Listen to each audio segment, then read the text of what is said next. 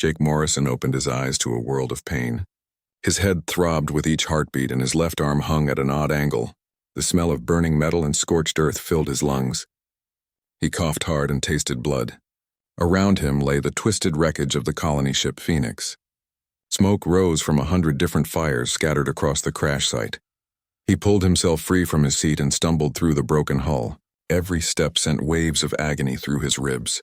Outside the ship, an alien forest stretched in all directions. The trees were enormous, reaching so high into the purple sky that their tops vanished into the clouds. Their bark glowed with a faint blue light that pulsed like a heartbeat. The air felt thick and humid, and strange sounds echoed through the woods. Jake checked his wrist computer. The screen flickered and died. He was alone. The other crew pods had separated during the crash. They could be anywhere on this massive planet. He grabbed a survival pack from the emergency locker and started walking. His training told him to find high ground and look for other survivors. The forest floor was covered in soft moss that glowed when he stepped on it. Strange creatures watched him from the branches above. They looked like birds but had 6 wings and eyes that shimmered with rainbow colors. Jake kept his hand on the plasma pistol at his hip. Every shadow seemed to hide something dangerous. Hours passed. The twin suns began to set, painting the sky in shades of crimson and gold. Jake found a small stream and knelt to fill his water bottle. That was when he heard the sound, a deep rumbling growl that made the ground shake beneath his feet. He turned slowly, and his breath caught in his throat. Standing at the edge of the clearing was a dragon. Not the small lizards from Earth museums, but a massive beast the size of a building. Its scales were made of crystal that refracted the dying light into 1,000 colors. Blue fire flickered between its teeth. The wings stretched wide, each one as large as the colony ship itself. On its back sat a figure in silver armor. The rider dismounted with fluid grace. She was tall and slender, with pointed ears that swept back from her head. Her hair was silver like moonlight and flowed down to her waist. Her skin had a faint blue glow, the same as the trees around them. She wore armor that seemed to be grown rather than forged, with living vines wrapped around the plates. In her hand she held a staff that crackled with purple energy. She spoke in a language Jake could not understand. Her voice was melodic but carried an edge of steel. The staff pointed directly at his chest. The dragon behind her lowered its massive head and fixed him with eyes like burning sapphires. Jake raised his hands slowly, showing he was not reaching for his weapon. The woman stepped closer. Her face was beautiful but carved with grief and rage. She spoke again, louder this time. Jake shook his head to show he did not understand. She raised the staff higher and the energy at its tip grew brighter. The dragon opened its mouth and blue flames gathered in its throat. This was it. Jake Morrison, commander of the colony ship Phoenix, was going to die on an alien world without ever knowing why his ship had fallen from the sky. He closed his eyes and waited for the end. Then he heard a small voice cry out in English. A voice he did not recognize, but that sounded achingly human. A child burst from the group of warriors standing behind the dragon rider. She was small, maybe 7 years old, with tangled brown hair and skin darker than the pale warriors around her. She wore clothing made from the same living vines but in smaller sizes. Her face was streaked with tears as she ran toward Jake. The woman with the staff shouted something sharp, but the child did not stop. She threw herself between Jake and the weapon, spreading her small arms wide. Her voice rang out clear and desperate in the alien forest. "He is my father. Do not hurt him. He is my father." Jake stared at the child in shock. He had never seen this girl before in his life. He had no children. His wife had died years ago back on Earth, and he had devoted himself to the colony mission ever since. This made no sense. The woman with the staff hesitated. She looked between Jake and the little girl, confusion replacing some of the anger in her expression. The dragon, too, seemed uncertain. It closed its mouth and the flames died away. The beast lowered its head to sniff at the child, then at Jake. A low rumble came from its throat, but it was not aggressive. The woman barked orders to her warriors. Several of them moved forward and grabbed Jake roughly by the arms. They bound his wrists with glowing rope that felt warm against his skin. The little girl tried to follow, but the woman scooped her up with one arm. The child struggled and cried, reaching out toward Jake with desperate hands. "Father," she sobbed. "Father, tell them you know me. Tell them I am yours." Jake said nothing because he did not know what to say. His mind raced with questions, but his mouth stayed closed. The warriors pushed him toward the dragon. Up close, the beast was even more terrifying. Each scale was the size of his hand, and they hummed with some kind of energy he could not identify. The woman spoke to him again, slower this time, as if talking to someone simple. She pointed at the dragon, then at him, then made a gesture toward the forest. The meaning was clear. They were taking him somewhere. He nodded to show he understood. They lifted him onto the dragon behind several warriors. The woman mounted at the front, still holding the crying child. The little girl looked back at Jake with eyes full of fear and hope. He tried to give her a reassuring look, but he did not feel reassuring. He was a prisoner on an alien world, claimed as a father by a child he had never met, and being carried away by warriors riding a crystal dragon. The dragon launched itself into the air with a powerful beat of its wings. The force pressed Jake back against the warrior behind him. They rose above the forest canopy, and Jake saw the true size of this world for the first time. The forest stretched in every direction like an endless green ocean. Massive trees, each one large enough to hold a city, dotted the landscape. In the distance, mountains scraped the purple sky. And there, among the branches of the largest tree Jake had ever seen, was a city. Buildings grew from the wood itself, spiraling up the trunk in elegant curves. Bridges of living vine connected different levels. Lights glowed from 1,000 windows. Creatures that looked like the crystal dragon circled the city, smaller than the one he rode but no less magnificent. This was not some primitive alien tribe. This was a civilization as advanced as anything humanity had ever built. The dragon angled toward the city.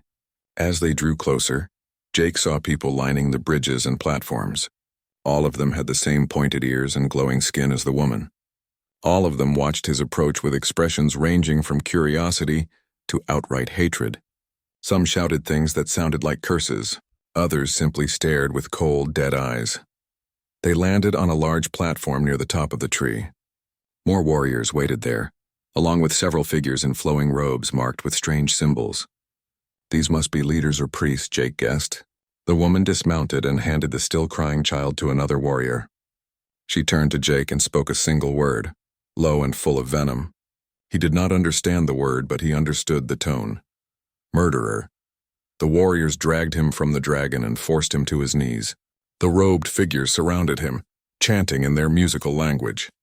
The little girl broke free again and ran to Jake, wrapping her small arms around his neck. She was crying so hard she could barely speak. "They think you brought the sickness," she whispered in his ear.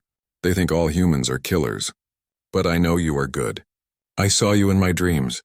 The voice told me you would come. You have to help us. Something worse is coming. Something that will kill everyone." Before Jake could respond, the warriors pulled the child away again. She screamed and fought, but they carried her off the platform. Jake watched her go, his mind reeling. What sickness was she talking about? What voice? What was coming? The woman with the staff stood before him now. She knelt down so her face was level with his. Her eyes were the color of storm clouds and filled with pain that went deeper than any ocean. She touched his forehead with one finger, and suddenly he understood her words. Some kind of translation magic flooded his mind. "Your kind came to our world 3 years ago," she said. "They brought death with them. A plague that killed thousands of our people. My brother, my mother, my bondmate, all gone. The dragons died by the hundreds. Our world burned with fever and grief. And that child, Amy, was one of 12 human younglings who survived. She has attached herself to every human she sees. Desperate for the family your people stole from her. You are not her father. You are just another killer who fell from the sky." Jake met her gaze steadily. "I do not know what happened 3 years ago," he said. "My ship just crashed today. I'm not your enemy. Let me help you find out the truth." The woman stood. Her hand tightened on her staff. "The truth is written in the graves of my people," she said. "You will face the council at dawn. They will decide if you live or die. Pray to whatever gods you humans have, because our gods want your blood." She turned and walked away, leaving Jake kneeling on the platform surrounded by hostile warriors. The twin suns finally set below the horizon. The city lights grew brighter, and Jake was led to a cell carved into the living wood of the great tree. Through the window he could see the stars. The morning light filtered through the crystal walls of the cell. Jake woke to the sound of footsteps approaching. 4 warriors entered, their faces grim and weapons ready. They hauled him to his feet and marched him through the winding corridors of the great tree city. The city was called Whisperwind, and it was both beautiful and haunting. Buildings grew from the living wood in organic spirals. Gardens hung from every level, filled with flowers that sang in the breeze. But Jake also saw the empty spaces. Entire districts stood abandoned, homes with no families inside. The plague had carved deep wounds into this civilization. They brought him to a massive chamber at the heart of the tree. The ceiling stretched high above, decorated with carvings of dragons and warriors locked in ancient battles. A council of 12 figures sat on thrones carved from glowing wood. At the center sat an elderly woman whose skin shimmered with more light than the others. Her eyes were pure white, as if she had seen too many years to count. This had to be High Priestess Lyra. Kira stood to one side of the chamber, her silver staff in hand. The dragon Shadowfang waited outside on the platform, too large to fit through the doors. Amy sat near the back of the room, held firmly by a warrior woman with kind eyes. The child strained against the grip, trying to reach Jake. High Priestess Lyra spoke in the musical language of her people. The translation magic from yesterday still worked in Jake's mind. "Human," she said, "you stand accused of being part of the invasion that brought death to our world. Your people came bearing false promises of friendship. Instead, they brought a sickness that killed thousands. Our dragons fell from the sky. Our children burned with fever. Entire bloodlines were erased in a single season. What defense do you offer?" Jake stood straight despite his bound hands. "I crashed on your world yesterday," he said. "I had nothing to do with what happened 3 years ago. I am a colony commander, not a warrior. My mission was to find new homes for humanity, not to bring harm to others. Let me investigate what happened. I have medical training. Perhaps I can find answers." A tall warrior with scars across his face stood. This was General Theron, Jake guessed from his bearing. His words came out like thunder. "More lies from human lips. We showed your kind mercy before and they repaid us with death. We should execute this one now and burn any other humans who dare land on our world." Several council members nodded in agreement. The air grew tense. Jake felt his chances slipping away. Then Amy's guardian, the warrior woman holding the child, stepped forward. She released Amy and placed a hand over her heart in what seemed to be a gesture of respect.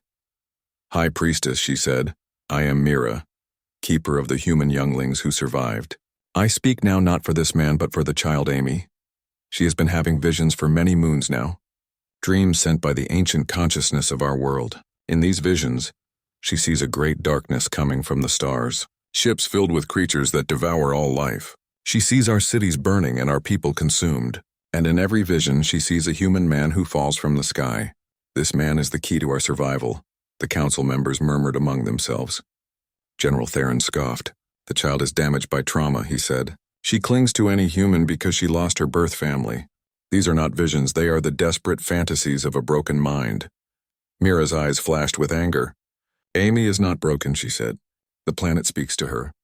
Even our wisest priests cannot deny it. Watch." She gestured to Amy. The little girl walked to the center of the chamber. Her young face became suddenly ancient, and when she spoke, her voice carried harmonics that no human throat should produce. The words seemed to come from everywhere at once. "Listeners at the council," Amy said, "the darkness approaches. It has tasted your world once through the sickness it sent. Now it comes to feast upon what remains. The metal children of the distant sun must stand with the crystal children of this forest, or all will fall into the void. The man who fell from the sky carries the knowledge that will save us, but only if you grant him the trust you believe he does not deserve." Then Amy collapsed. Mira caught her and held the child close. The chamber fell silent. Even General Theron looked shaken. High Priestess Lyra leaned forward on her throne, studying Jake with those white eyes. "You have 3 days," she said finally. 3 days to prove your innocence and investigate the plague. Kira will watch over you. If you attempt escape or harm anyone, she will end you without trial. If you fail to find answers, the council will vote on your execution. Do you accept these terms?" Jake nodded. "I accept." Kira looked less than pleased but said nothing. The guards released Jake's bonds. His wrists ached where the glowing rope had burned his skin. Kira motioned for him to follow her. They left the chamber together, walking through the city in uncomfortable silence. She led him to a laboratory built into a side branch of the great tree. Inside were tables covered with old medical equipment, sample jars, and data tablets. "This was where we studied the plague," Kira said coldly. "Nothing here will prove your people innocent, but you may look." Jake began examining the samples. The disease had been brutal. It attacked the respiratory system first, then spread to the blood, but something about it seemed wrong. The mutation rate was too perfect. Natural diseases evolved messily. This one had been designed. He spent hours going through the data while Kira watched in silence. Finally, he found what he was looking for. In the genetic code of the plague, hidden deep within its structure, was a signature, a biological marker that identified its creators. "Kira," he said, "look at this." She moved closer, reluctant but curious. Jake pointed to the screen. "This disease was not created by humans," he said. "See this marker here? It is a kind of biological signature. Every species that engineers weapons leaves traces in the genetic code, often without meaning to. This signature does not match human biology. It matches something else, something I have seen before in my ship's database." "What?" Kira demanded. Jake pulled up the colony ship's records on his salvage data pad. The screen flickered but displayed the information. His hands trembled as he compared the signatures. They matched perfectly. "The Devourers," Jake whispered. "A parasitic alien race that consumes entire civilizations. They use biological warfare to weaken worlds before invasion. They sent this plague to soften your defenses. My people had nothing to do with it." Kira stared at the screen. Her face went pale beneath the blue glow of her skin. "If what you say is true, then we blamed the wrong enemy." "But it means the real enemy is still out there," Jake finished. "And if Amy's visions are correct, they are coming back to finish what they started." They worked together through the night, comparing data and building evidence. Kira's hatred slowly transformed into grudging respect. Jake did not make excuses or try to charm her. He simply focused on the work, driven by the same determination that had made him a colony commander. Near dawn, they intercepted a signal. Jake's salvaged communication equipment picked up transmissions in a frequency known to be used by Devourer ships. He ran the signal through the translation program. What he heard made his blood run cold. "Target world confirmed viable," the transmission said. "Preliminary biological attack successful. Native population weakened. Dragon species nearly extinct. Fleet proceeding to coordinates. Estimated arrival 14 rotations. Prepare harvesting crews." 14 rotations meant 14 days in Universal Standard Time. The Devourer fleet was 2 weeks away. Jake and Kira looked at each other. Whatever anger had existed between them vanished in the face of this new threat. Kira's hand moved to her staff. Her jaw set with determination. "We must tell the council immediately," she said. They ran through the waking city, past citizens who stared at the unlikely pair. Kira called for an emergency session. Within the hour, the council assembled again. This time, Jake was not a prisoner, but a witness. He presented the evidence carefully. The genetic markers, the transmission, the Devourer patterns his ship had documented in other systems. The council listened in growing horror. Even General Theron could not deny what the data showed. High Priestess Lyra stood from her throne. She suddenly looked every one of her many years. "We have been at peace for 10,000 cycles," she said. "Our warriors train, but they have never faced true war. Our dragons are few. How can we possibly stand against a fleet designed to consume worlds?" Jake took a deep breath. He was about to suggest something that would either save them all or get him killed. "You cannot stand against them alone," he said, "but my colony ship sent out a distress signal before it crashed. The human fleet that was escorting us is searching for survivors. If I can repair my communication array and contact them, they will come. Humanity has fought the Devourers before. We know their tactics. Together, your people and mine might have a chance." The chamber erupted in argument. General Theron shouted about trusting humans. Others argued about pride and independence. Mira stood and called for unity. Amy, recovered from her trance, simply walked up to Jake and took his hand. Shadowfang's roar from outside silenced everyone. The dragon pushed its massive head through the doorway, knocking aside the stone frame. The beast looked directly at Jake, then at Kira, then rumbled something in the dragon language. Kira's eyes went wide. "What did it say?" Jake asked. Shadowfang flew through the morning sky with powerful beats of his crystalline wings. Jake sat behind Kira, gripping the dragon's scales tightly. The wind tore at his face and made his eyes water. Below them, the endless forest stretched like a green ocean. Somewhere in that vast wilderness lay the wreckage of his ship and the answers they desperately needed. Kira guided Shadowfang with small movements and whispered commands. The bond between rider and dragon was obvious. They moved as one being, anticipating each other without words. Jake envied that connection. He had never felt so alone as he did on this alien world. surrounded by a species that had every reason to hate him. "We should reach the crash site by midday," Kira called back over the wind. "Stay alert. The forest has become dangerous since the plague. Many creatures went mad when the sickness spread. They attack anything that moves," Jake nodded. His hand rested on the plasma pistol Mira had returned to him. It felt small and inadequate compared to the threats this world seemed to harbor, but it was better than nothing. They flew for hours. The twin suns climbed higher in the purple sky. Shadowfang's wings never faltered, though Jake could feel the dragon's exhaustion through the trembling of his scales. The journey was taking its toll on all of them. Around noon, Kira suddenly tensed. Shadowfang banked hard to the left without warning. Jake nearly fell but managed to grab onto a ridge in the dragon's back. "What is it?" he shouted. Kira pointed down. There, moving through the trees below, were shapes that made Jake's stomach turn. They looked like they had once been animals, perhaps something like wolves or bears. But now they were wrong. Their bodies bulged with tumors and their skin had torn away in places, revealing muscle and bone underneath. They moved with jerky, unnatural motions. "Infected creatures," Kira said grimly. "The plague changed them. They cannot die and they cannot think. They only hunger." As if hearing her words, the creatures looked up. They saw the dragon and began to howl. The sound was horrible, like metal scraping against metal mixed with screams of pain. More creatures emerged from the forest. Dozens of them, all twisted by the disease into living nightmares. Shadowfang roared and climbed higher. The creatures could not reach them in the air, but then Jake saw something worse. Ahead of them, blocking their path to the crash site, was a clearing. In that clearing stood 3 figures that were not animals. They were humanoid but wrong in every way. Their skin was gray and covered in black veins. Their eyes glowed red. They wore no clothing, but their bodies seemed to be covered in some kind of organic armor that pulsed with sick light. When they opened their mouths, Jake saw rows of needle teeth. "Devourer scouts," Jake breathed. "They are already here." The scouts saw the dragon and raised their arms. Energy weapons grew from their flesh, forming into cannons of living bone and metal. They fired. Beams of red light lanced through the air. Shadowfang twisted and dove, but one beam caught his left wing. The dragon screamed in pain. Smoke rose from the burned scales. Kira drew her staff and returned fire. Purple energy blasts struck one of the scouts, burning holes through its armor. But it did not fall. It just kept firing, healing almost as fast as the damage appeared. Jake realized with horror that these things were hard to kill. Shadowfang could not dodge forever with his damaged wing. The dragon spiraled down toward the clearing, trying to make a controlled landing. They hit the ground hard.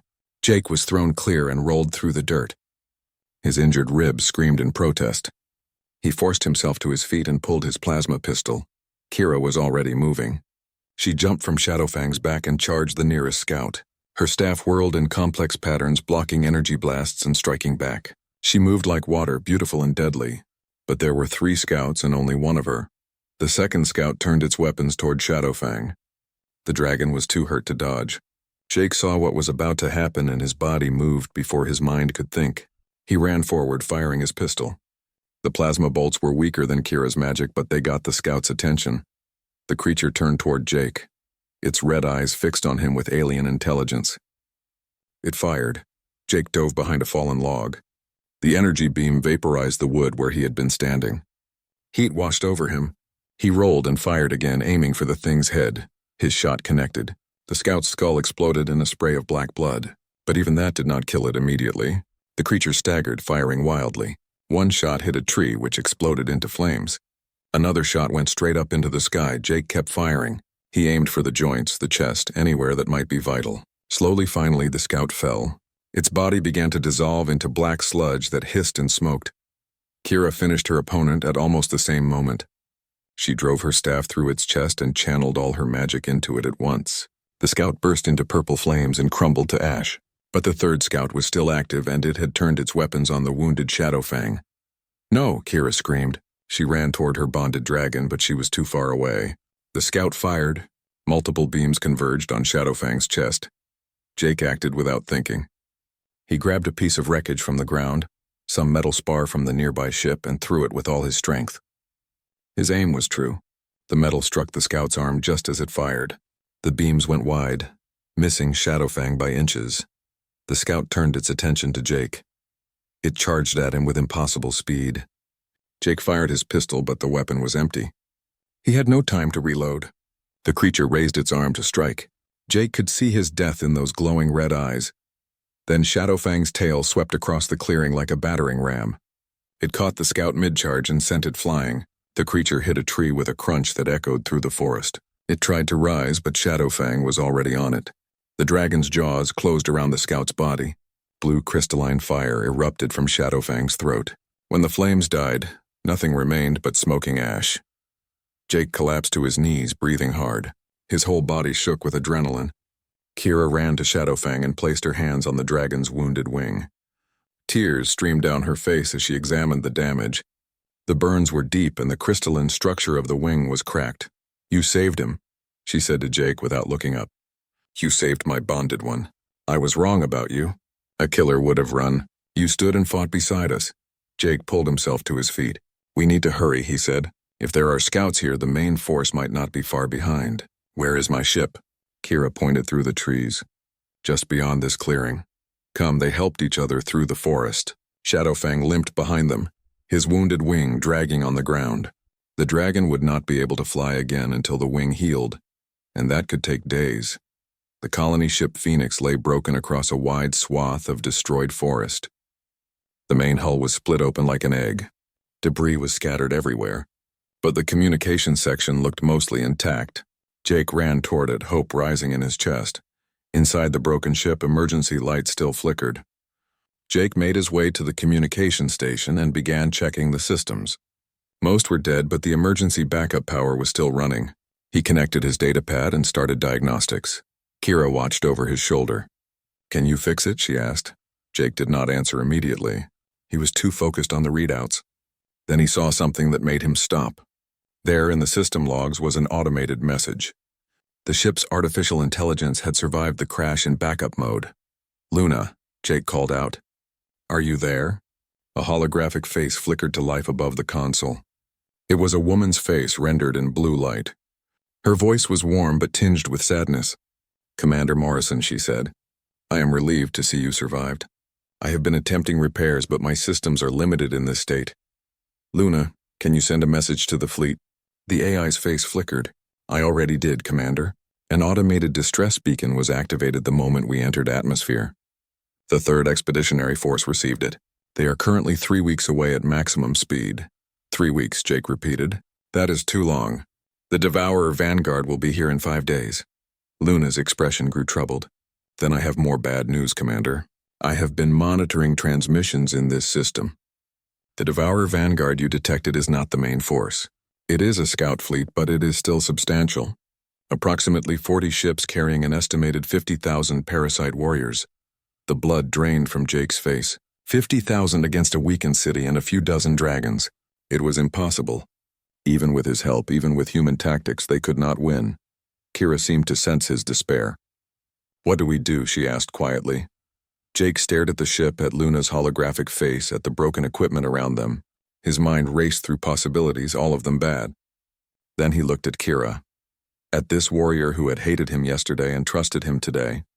At Shadowfang, wounded but still standing guard. At this world that might become a grave for 2 species. "We fight," he said finally. "We buy time for the human fleet to arrive. 3 weeks is a long time, but if we can survive 5 days against the Vanguard, we have a chance." How do we survive 5 days against such numbers?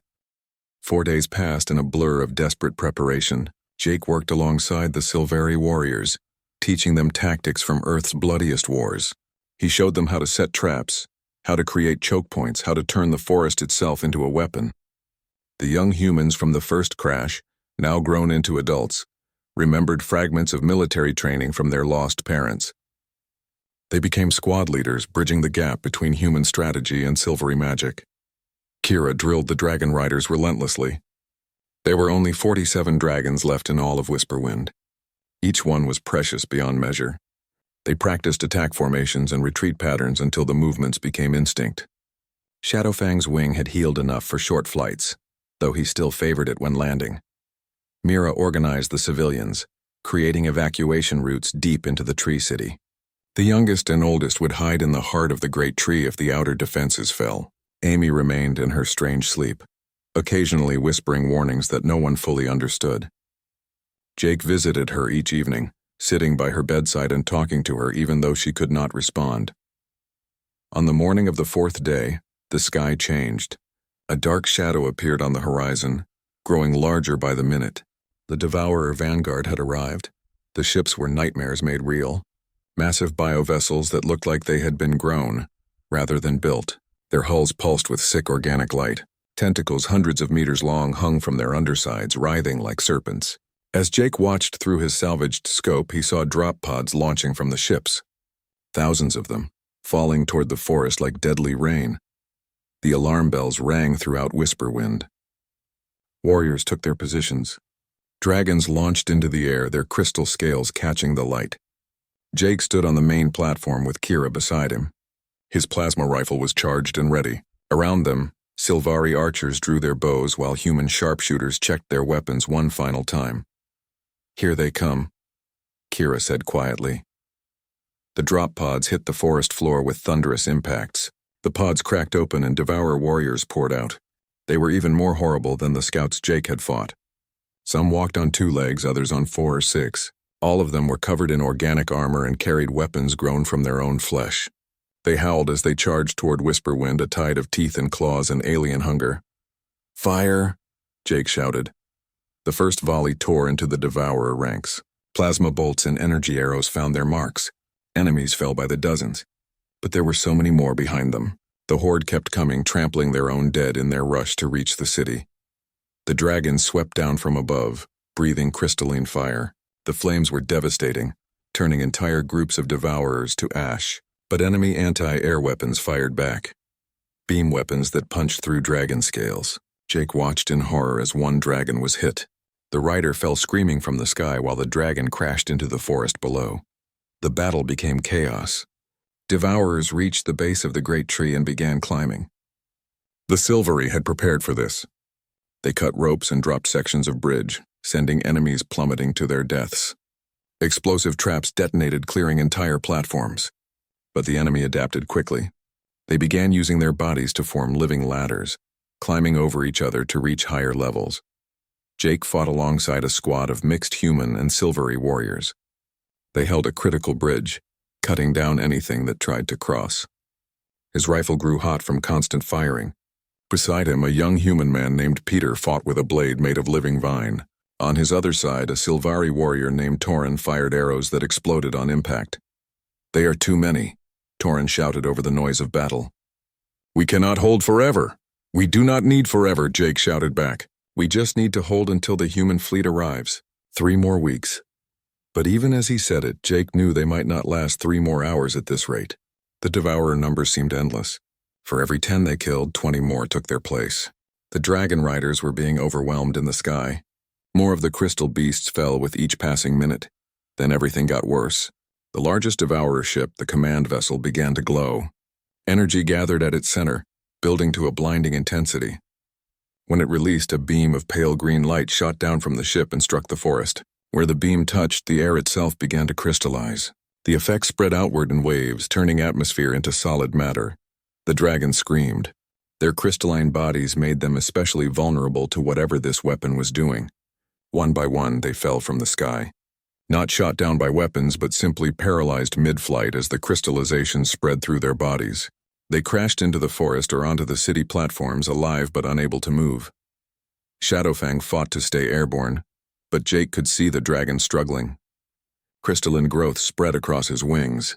Kira screamed her bonded partner's name as Shadowfang spiraled down. The dragon hit a platform hard, skidding across the wood. He tried to rise, but his legs would not support him. The crystallization was turning him into a statue. Kira ran to her dragon, tears streaming down her face. She pressed her forehead against Shadowfang's snout. The dragon's eyes were still alive, still aware, but his body was betraying him. Around the city, every other dragon was experiencing the same fate. In minutes, the Sylvari would lose their most powerful defenders. Jake's mind raced. He studied the green beam still pouring from the command ship. The weapon was crystallizing the atmosphere by exciting certain molecules and forcing them into solid states. It was brilliant and terrible. But weapons like this always had a weakness. They required enormous amounts of energy to maintain. What if they could overload it, force the weapon to crystallize too much too fast? The feedback might destroy the command ship itself. But how could they deliver enough energy to cause an overload? He ran to where Luna's portable interface was set up in the command center. The AI's face appeared immediately. "Luna, can we repurpose the shuttle's reactor as a bomb?" Luna processed for a moment. "Theoretically, yes, Commander. If you overload the containment field while in proximity to a large crystallization field, the energy release would create a cascade effect. The crystallization weapon would attempt to process too much energy at once and self-destruct. How close would the reactor need to be? Inside the command ship itself, Commander. Someone would need to pilot the shuttle directly into the vessel." Jake felt ice form in his stomach.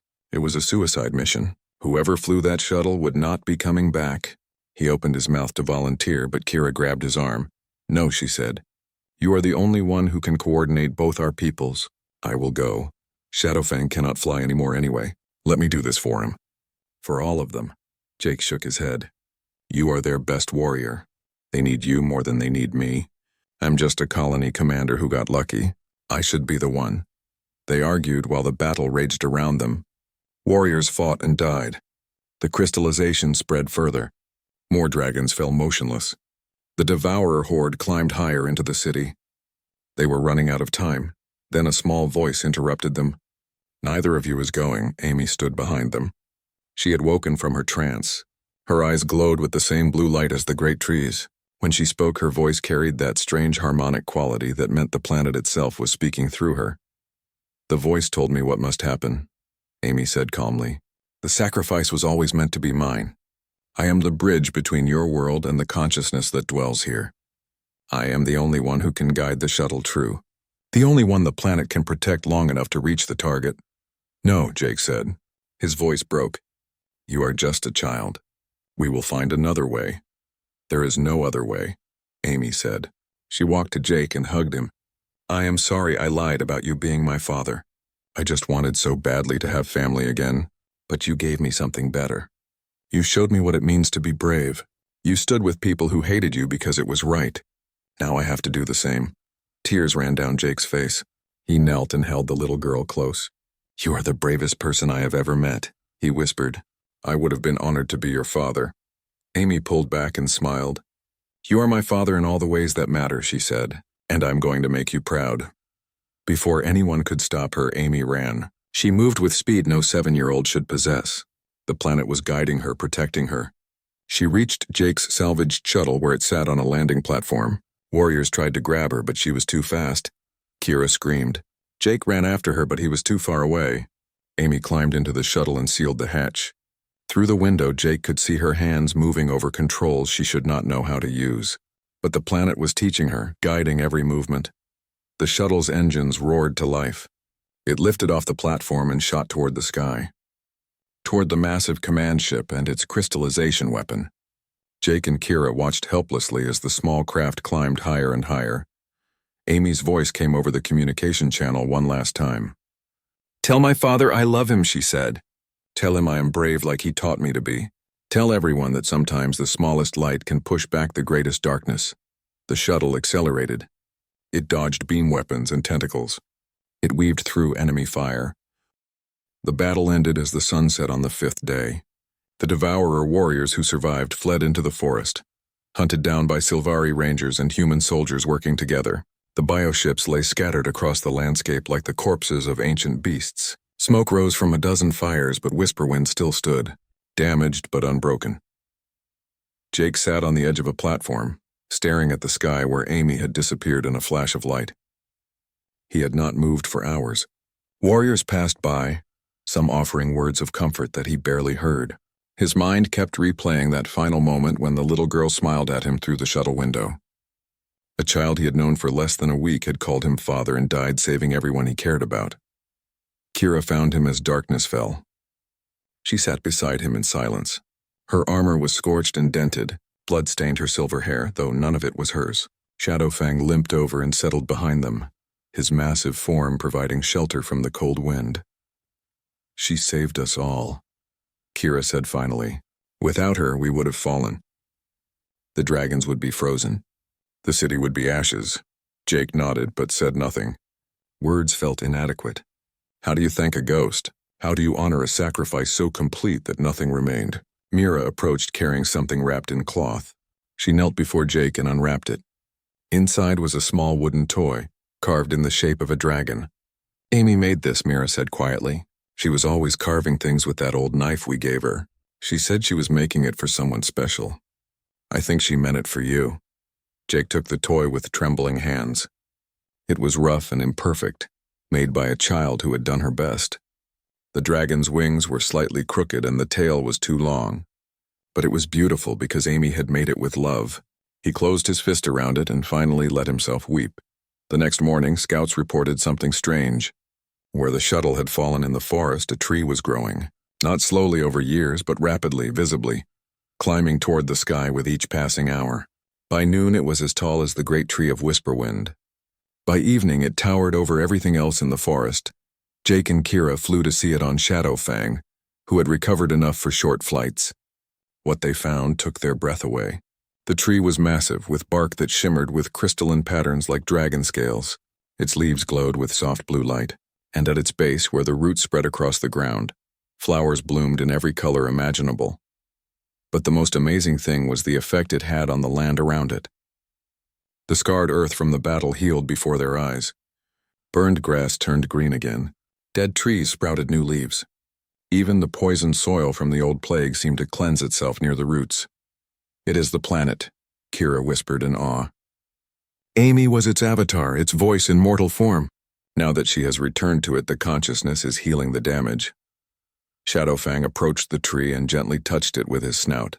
The dragon's remaining wounds closed instantly. The cracks in his scales sealed. The crystallization damage that had threatened to cripple him forever simply vanished. The great beast rumbled with something like joy.